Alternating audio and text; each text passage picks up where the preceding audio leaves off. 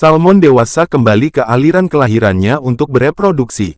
Migrasi ini terjadi dalam kerangka waktu yang sedikit berbeda untuk setiap spesies dan untuk setiap aliran.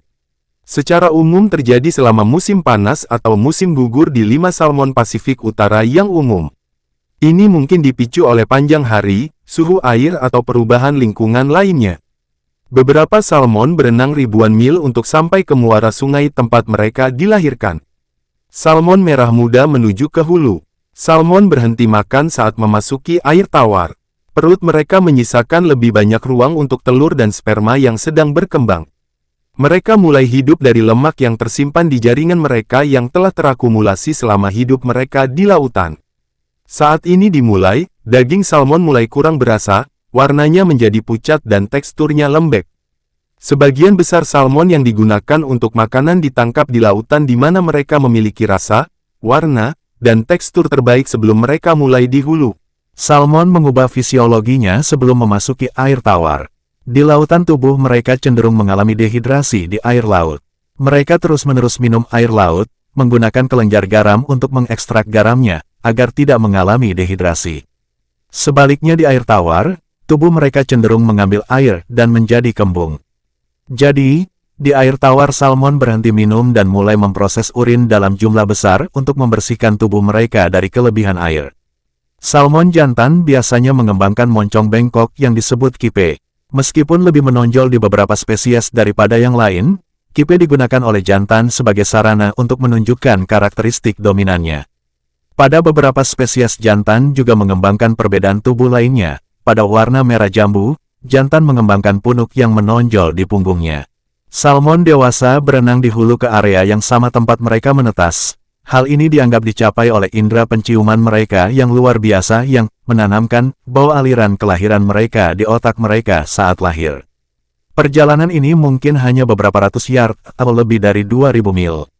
Tergantung pada spesies dan alirannya, ikan yang berenang jarak jauh kelelahan pada saat mereka tiba, tetapi masih memiliki energi yang cukup untuk bereproduksi.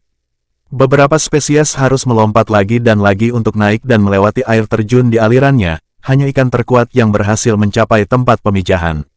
Salmon jantan tiba lebih dulu dan mulai mengintai wilayah. Mereka terlihat saling menggigit dan memamerkan kipe mereka. Area terbaik adalah di lapisan kerikil di mana kerikil tidak terlalu kecil atau terlalu besar dan ada aliran air dalam jumlah yang tepat untuk mengoksigenasi telur tanpa menghilangkannya dari kerikil. Saat salmon betina tiba, proses pemijahan dimulai. Betinalah yang memulai pemijahan dengan menggali sarang dangkal untuk telurnya di kerikil. Dia melakukan ini dengan memutar sedikit di satu sisi dan mengipasi ekornya. Ini mengganggu kerikil dan sebagian besar terdorong ke hilir oleh arus. Cekungan di kerikil dan akan menjadi sarang untuk telur salmon. Setelah sarang siap, betina memberi isyarat bahwa dia siap untuk bertelur dengan menyentuhkan sirip duburnya ke kerikil. Mungkin ada isyarat lain juga karena ini adalah saat pejantan muncul dan ada persaingan terakhir untuk mendapatkan dominasi. Laki-laki yang menang bergabung dengan salmon betina dan berdampingan untuk mulai melakukan perkawinan. Salmon betina mengeluarkan telur berwarna jingga. Dia mungkin bertelur 2-10 ribu telur. Masing-masing seukuran kacang polong kecil.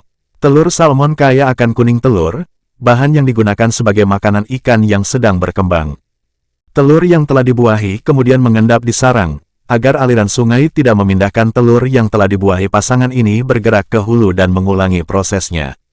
Kali ini kerikil yang digali untuk sarang kedua mengalir ke hilir dan mendarat di sarang yang pertama sehingga menutupinya dengan jumlah kerikil yang tepat. Sungguh trik yang bagus yang dimiliki salmon ini untuk melindungi sarang mereka. Sepasang salmon akan melakukan aktivitas ini sampai mereka kehabisan gamet atau kehabisan energi. Jantan dapat membuahi beberapa betina jika mereka kuat, tetapi betina biasanya hanya bertelur dengan satu jantan. Semua ini mungkin hanya memakan waktu 1 atau 2 hari setelah ikan dewasa mencapai tempat pemijahan. Semua salmon Pasifik Utara mati setelah pemijahan. Betina dapat menjaga sarangnya selama 1 atau 2 minggu setelah pemijahan jika mereka masih hidup. Mereka semakin lemah setiap hari dan akhirnya hanyut ke hilir dan berakhir di tepi sungai. Salmon mati dan sekarat adalah makanan predator seperti beruang dan elang. Mereka mudah ditangkap di tempat pemijahan karena alirannya dangkal dan ikannya lesu. Beruang juga sangat menyukai telur salmon dan sering terlihat duduk di aliran pemijahan sambil meraup segenggam telur salmon oranye untuk dimakan. Telur yang telah dibuahi akan menetas dalam 3-4 bulan. Ikan muda menetas dalam bentuk yang disebut alevin di mana mereka masih memiliki banyak kuning telur yang menempel di dekat tenggorokannya. Kuning telur ini bisa bertahan selama sebulan atau lebih sehingga mereka tidak langsung membutuhkan makanan. Bayi salmon memakan serangga di alirannya. Mereka akan memakan apa saja yang bisa mereka temukan. Setiap spesies menghabiskan jumlah waktu yang berbeda di sungai sebagai bayi. Semua bayi salmon akhirnya bermigrasi ke hilir ke laut. Begitu berada di lautan, makan mereka yang sebenarnya dimulai. Mereka memakan ikan, udang, cumi-cumi dan apapun yang bisa mereka tangkap. Sebagian besar salmon yang lebih kecil juga dapat memakan plankton dengan penyapu insangnya. Saat mereka tumbuh, mereka menambahkan banyak otot dan minyak dari makanan yang melimpah di lautan. Beberapa salmon tetap dekat dengan alirannya dan yang lainnya bermigrasi jauh ke laut. Ini sedikit bergantung pada spesies salmon tetapi lebih pada ketersediaan makanan. Setiap spesies memiliki perkiraan jumlah tahun yang dihabiskannya di lautan. Kemudian setiap orang dewasa yang bertahan hidup kembali ke aliran kelahirannya untuk bereproduksi dan prosesnya berlanjut dari tahun ke tahun. Dari generasi ke generasi selanjutnya. Terima kasih untuk yang sudah menonton video ini. Jangan lupa subscribe. Dan jika berkenan bagikan video ini di akun media sosialmu. Terima kasih.